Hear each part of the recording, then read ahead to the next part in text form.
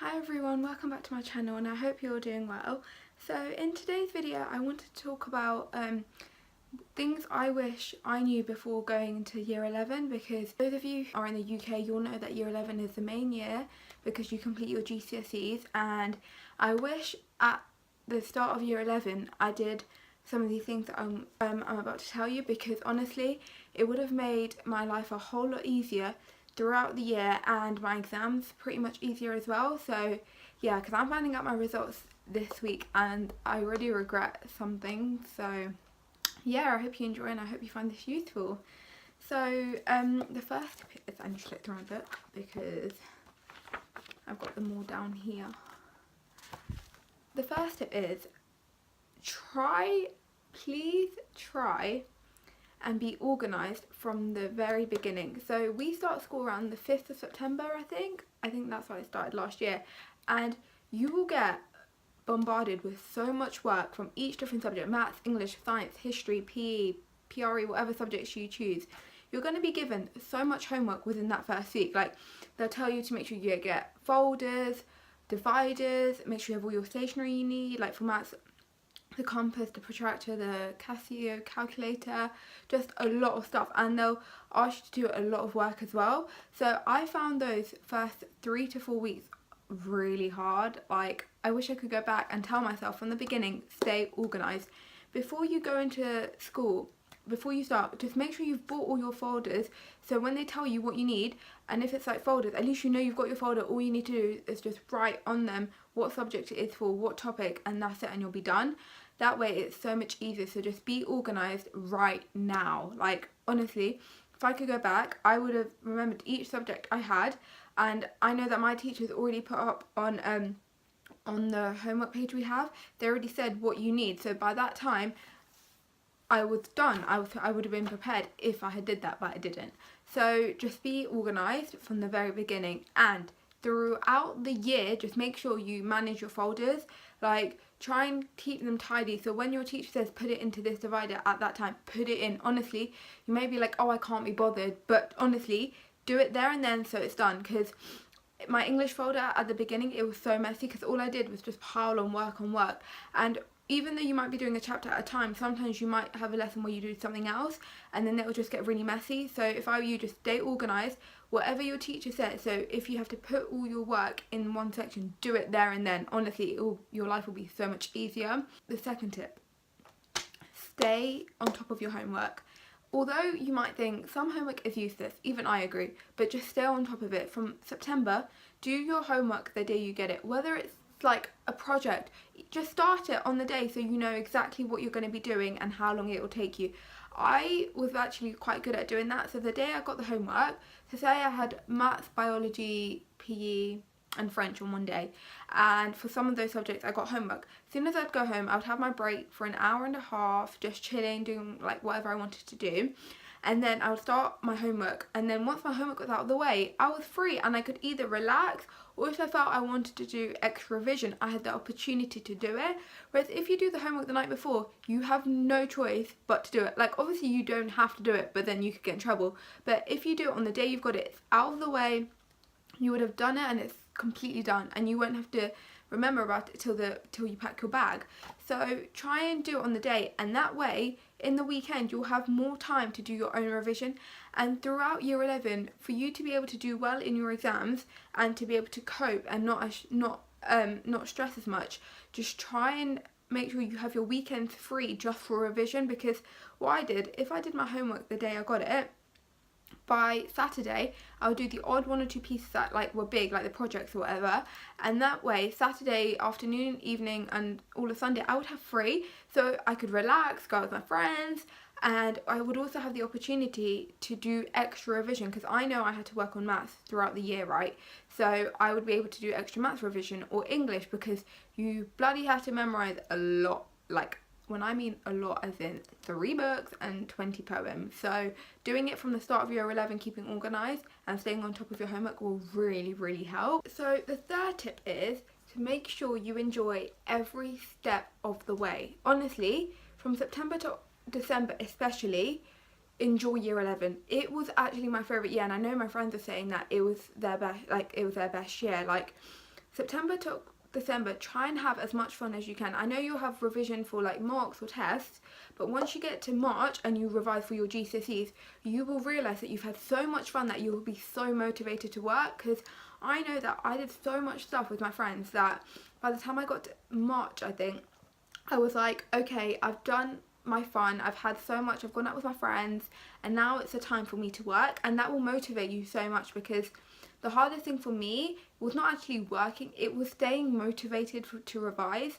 So by making sure that I had fun and it was done, by the time I got to April, I was like, mate, I need a revise. So yeah, and that really did help me. So try and enjoy yourself. Like, I remember September to December, I was like going out at least once every week with my friends. Like, we would probably do something, like whether it's chilling in the park, going to their house, or just doing anything. It's just nice to be able to chill, but also balancing your homework. So that way, if you did your homework on the day, that way if you had your weekend free like I did, you'd be able to do your work, you would be able to have fun as well, and you could do the extra revision if you wanted to, but you also had the choice of going out as well. It's a good way to have a balanced life as well. So I really liked enjoying it, and then making sure by April you knew you had your fun, and then that's it.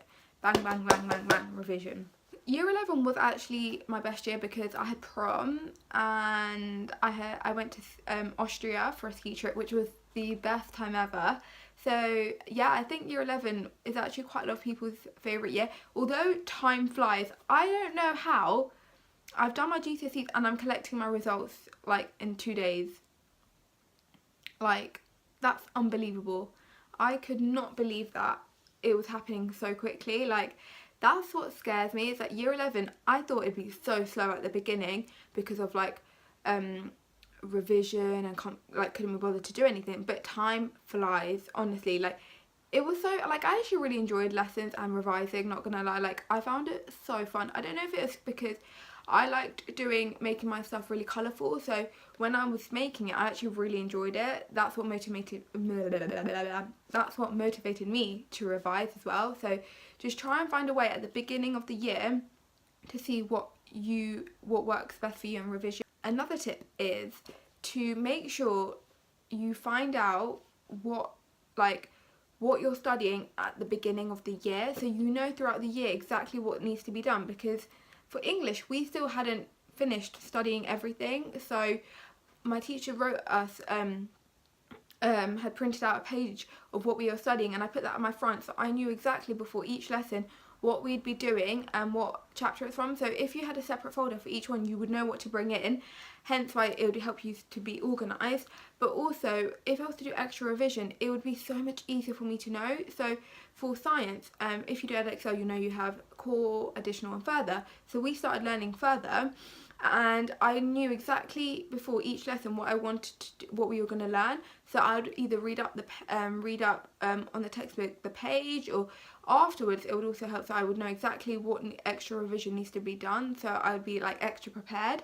So by knowing exactly what you need to learn that year will really help, because I think by February, March, most subjects should have been like all learned and everything, but that way it will help you exactly plan out your year. That way you know exactly what you need to revise from last year and what you don't know and what you do know.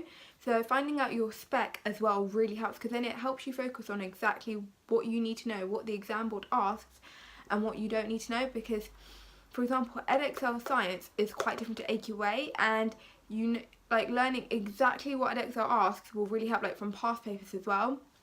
So you know exactly what they want and what they don't require, because with some questions they might ask for more, some less compared to another exam board. So know exactly what you need to do for that year. The next step is to make sure you do past papers. I know everyone says it, but you will not believe how important past papers are until you do it. So I used to think, my cousins used to always say, do past papers. So I was like, well, how's that going to help? Because they're always going to ask new questions. Nope, nope, nope. Honestly, past papers will be your best friend. I use past papers for 2 ways of revision. So I use keep doing that, I can't speak. I use past papers as a way to help me learn, but also to test me. So for science, I use them as a way to learn more, because over the years I had like realised when I looked at the different past papers that they ask a lot of repetitive questions in a different way. So learning that way and exactly what they asked would really help. And to be fair, that did not help in my exam this year because they messed that paper up, which was annoying, but it did help in it helped in chemistry and physics a lot, but it just didn't help in biology. But knowing what they asked for really helps, and past papers can ensure that you know exactly what, like for example, what my board Edexcel wanted, like the keywords, and if you just remember those keywords, you can easily pick up a mark or two and therefore move up in the grade boundaries. So making sure you do past papers will help. I never once did them on timed conditions. I know they could help, but I just, especially at home, doing it in that type of environment, it never helped, so I just didn't do that, and I know it would have not helped me doing it in timed conditions anyway. But just going through past papers, looking at mark schemes, I know some mark schemes aren't very good, so just look on YouTube, and sometimes they actually have the paper on there and they explain it as well, which is really useful. And then I would also look at, I think it's called examiner's report. So obviously when they do the paper each year, the examiners will write a report on each question, which really helped as well, so you could see exactly what they were looking for, what you shouldn't write and what you need to write. So especially for chemistry, that really helped, because I know that they have like loads of different tests, like the flame test and all the different colours, and it will tell you exactly what they need to remember, because sometimes in the textbook they write it out as if it's so long, and obviously you can't be bothered to memorize that, but looking at the examiner's report will really honestly help you a lot. So yeah, looking at past papers and examiner's reports will be very helpful. Another tip is to make sure that you try and revise for your mocks if you can. Like for us, I think I would say it was kind of a bit hard because our mocks were before December, but those who had it afterwards, although you want to enjoy Christmas, revising for your mocks apparently really helped. Like I know I can't really be saying this because I didn't do it, but I wish I did it. So I wish I had revised thoroughly for my mocks. I didn't take them seriously, and I know I did okay, but I wish if I did so much more revision, it would have helped me in the long term. And by revising for your mocks, you basically go over, like recap everything you did in year 9 or 10. Like we started ours in year 9 GCSE, so we had to recap everything in year 9 and 10. But if you start learning like and recapping the information, just reading it, it will at least go in your head, and by that way, by the time you're in May for your exam, you would have pretty much learnt it from back to front. I kind of did not do that, and I had to like last minute literally teach myself the whole science further additional textbook within the day before each exam, and that was so stressful. And you during GCSEs you will be stressed, but by making sure you learn everything before, you won't be as stressed. So revising for your mocks means that you have to revise for it, and teachers will stress how important they are. I didn't listen to any of them, and I wish I did, but I didn't. So just making sure that you revise for your mocks, it will honestly help. You might not think all that revision will, but it will help in the long term. By making your flashcards there and then, that means you're done, and by the time you get to May, you just have to go over them and try questions, and that's it, rather than having to learn new information. So revising for your mocks will really help. Another tip is, do not surround yourself with people who will bring you down. Honestly, year 11 is so important. Don't be friends with anyone who's going to be like bitchy or upset you. Surround yourself with people who are honestly caring and loyal. Like my group, there's 5 of us, and we honestly throughout the year we just supported each other. You don't need to have hundreds of friends within your year. Like just having a few will really help, and that way you'll just be as a small group, which I really like as well. It's just so nice. Like I keep saying like a lot.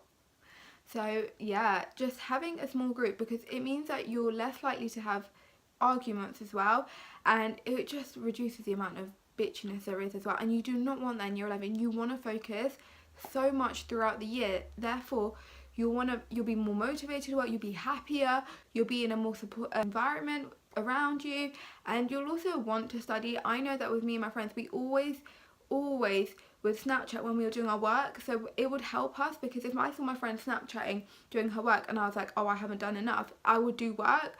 So that way, by having those small friends, it also creates like a study group in that way, because we used to Snapchat all the time when we were doing work, and it really helped us. So I would really trying to think of a word. Advise you to make sure you do not have arguments and that you have a small friendship group within year 11, because although you'll have prom and other stuff, you need to make sure you focus on your exams, and by having a small friendship group, that will honestly make the year flow so much better. Like, we're so lucky that me and my friends, we have not had one argument since we turned into a squad, and that was from like halfway through year 10, and throughout year 11 it made it so much easier. Like, if I had a group where it was bitchy or it was so like argumentative, I honestly couldn't do it. I wouldn't have got through year 11. So by making sure your small friendship group is like loyal, caring, that's it, you'll really honestly be so much happier, and that's what you need during GCSEs. And if one or two are being like rude or not caring, honestly just leave, because at the end of the day you're probably only going to be with them until the end, and you could be moving schools or they could, and also if they're not, you'll be making new friends anyway. So just make sure you do not have arguments within year 11. I promise you, you'll be stress free, like from friendships. Like, you won't be stressed, you'll be stressing about other stuff, and you don't want to have other stuff to stress about as well. So yeah, stay away from them bitches. Another tip is to make sure you have set breaks and try and have a timetable. I was never one to stay with a timetable, but what I would do is when I had my weekends free, I would say I want to focus on these subjects. I wouldn't say how long or what I would need to, I would just focus on them. That way I would know after I'd done that the other subjects I hadn't focused on, so it would keep an idea of how much revision I'm doing for each subject. And by having a timetable, it means that you know exactly what one you're struggling with and what you're not struggling with. So I struggled a lot with English and maths, so I knew that I had to revise a lot more for that and less for French. I wasn't like good at French either. I'm really bad at it. I just didn't care about it, so I did a lot less revision for that.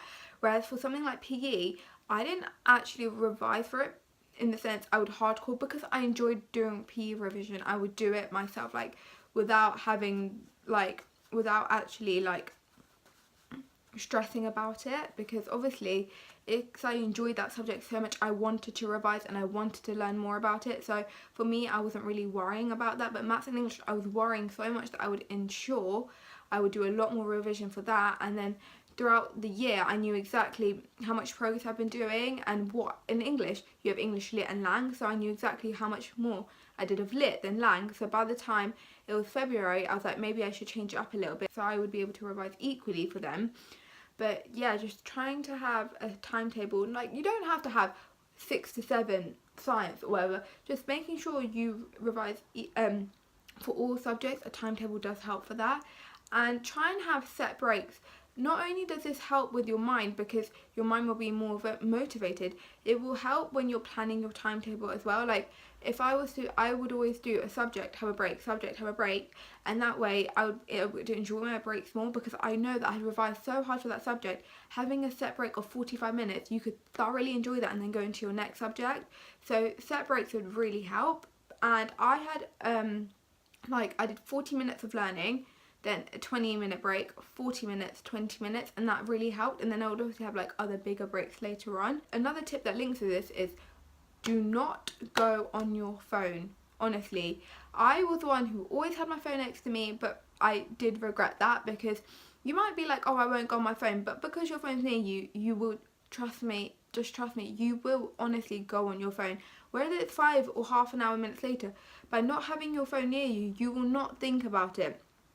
Delete Snapchat, delete Instagram for that day, and then you can always get it back. It's not like you can't get it.